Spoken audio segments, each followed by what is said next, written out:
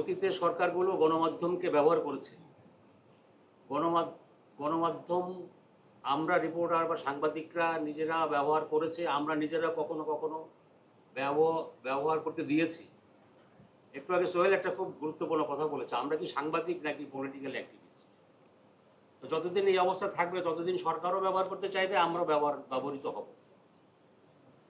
মালিকানার ধরন এমন, সেটি এই প্রবণতাকে আরো উস্কে দেয় বা টিকিয়ে রাখে। মানুষের আস্থা আমরা হারিয়েছি অনেক আগেই। ব্যাঙের ছাতার মতো মিডিয়ার যে জন্ম, একটা ফোন থাকলে এখন একজন সাংবাদিক হয়ে যাচ্ছে, এবং এদের যে অত্যাচার, এটা সাংবাদিকতার নামে এখন একটা টর্চার শুরু হয়েছে।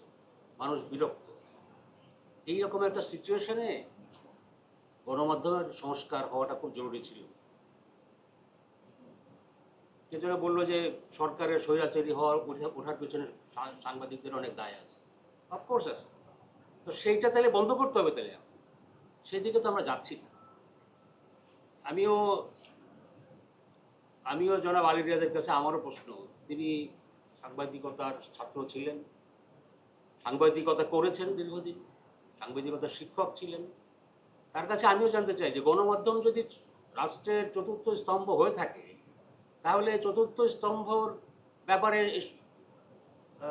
আপনাদের ঐক্যমত্য কমিশনের মধ্যে ওটা স্থান পায় নাই কেন?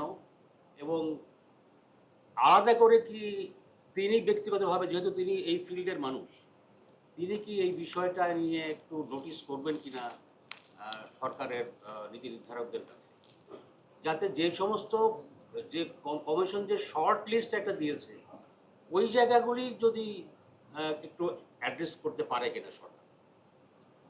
একটা সমস্যা, আমরা সাংবাদিক না পলিটিশিয়ান, এটা একটা সমস্যা। আর একটা বড় সমস্যা, আমাদের অনেক কিছুই নাই, কিন্তু বেসিক যে জিনিসটা বেতন ভাতা সাংবাদিকদের, এই জায়গাটুকু আজ পর্যন্ত ইনশিওর করা যায় নাই। আমি পত্রিকার টেলিভিশন একই অবস্থা। আমার তো মনে হয় যে 80% হাউস, মিডিয়া, টেলিভিশন বলেন আর পত্রিকা বলেন, তারা তাদের সাংবাদিকদেরকে বেতন ভাতা ঠিকমতো দেয় না।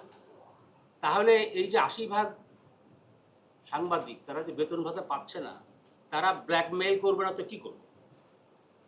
এই জায়গাটা কি আমরা কখনো অ্যাড্রেস করেছি?